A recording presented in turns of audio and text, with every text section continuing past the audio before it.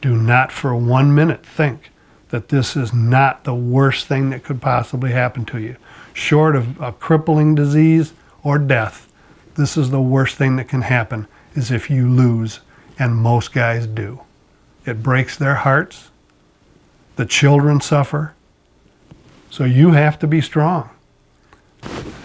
I want to move on to another important subject, and that is how you lose. One of the ways you lose, I've already touched on, and that is when you badmouth the other parent, or you try to come between the child and the other parent, and they can use that against you the way you're going to use it against her. Another way is by making the foolish mistake of moving out of the house. If you've been living with the mother and you move out, that is a very big mistake. It's not a mistake that you can't undo, but it's not to your advantage, so don't do it. Wait her out. Or get an agreement, a stipulated agreement to joint legal and joint physical, if that's what you want. Get that before you move out. Then you can move out once you have that, and then you have to set up housekeeping, and when you do it, you make darn sure that you do it in the same neighborhood, very close by, so you're not interrupting the children's routines with school and neighborhood friends and that kind of thing. So you want to stay in the same environment, and you want to fix the house up, or apartment or condominium or townhouse, whatever you get. You want to set it up so that the children have their own bedroom and that you have all of the facilities that you would have at the home. Washers and dryers and that kind of thing. Now, another way that men lose is they fall prey to false allegations of this, that, and the other thing. And most of the time, the attorneys do a lousy job of representing them. They simply waste their money by writing these detailed letters and what have you, which are not evidence, and they don't have much impact either. All they do is make the client feel good because they read the letter, and it's a searing letter against the other side, and boy, we're really giving it to her, man. But that does you no good. All it does is run up your bill. Here's how you deal with a false allegation. Your attorney makes a formal request for a polygraph examination. Now, a lot of you are going to go, what, are you crazy?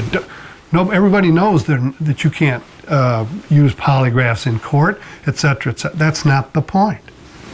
Here's what you do. You make a proposal. Your client has made an allegation against my client. My client says it's false. My client is willing to take dual polygraphs.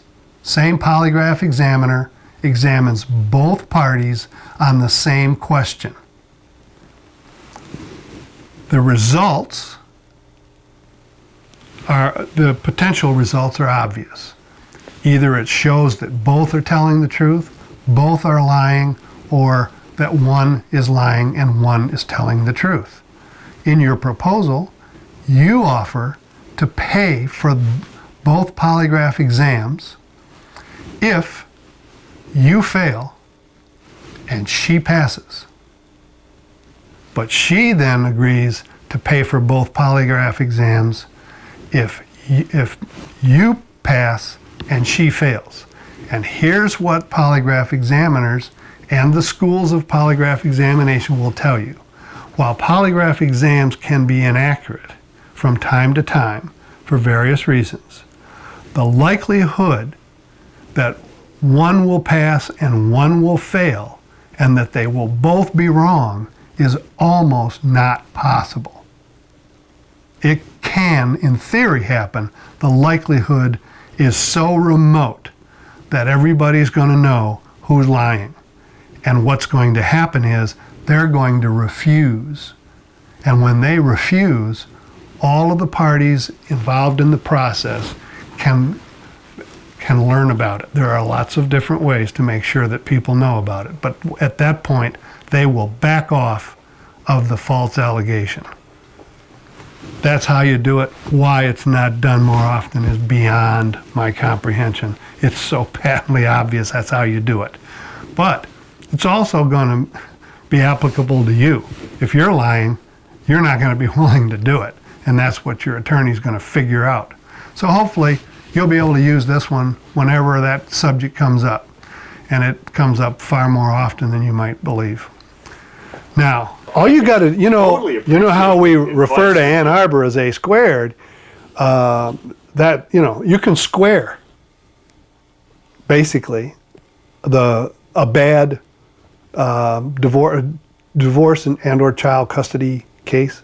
You can square it if it happened in Washtenaw County, because they have a reputation as being among the worst. If I were practicing in that, I would have a meeting with the chief judge and say, I need you to understand something. Every case I get, I'm going to advise my client to refuse to participate in any process with the friend of the court other than the receipt of financial information for developing a recommendation on child support. Really? Yeah. We will not participate. They gave we're going to have a trial. And I don't care what the friend of the court's recommendations are. I'm going to move, and I will successfully move, or I will take an interlocutory appeal that they're incompetent and don't know what they're doing, and I don't want their evaluation before this court. And they're not going to be able to have an evaluation for the court because my client's not going to meet with them on child custody matters.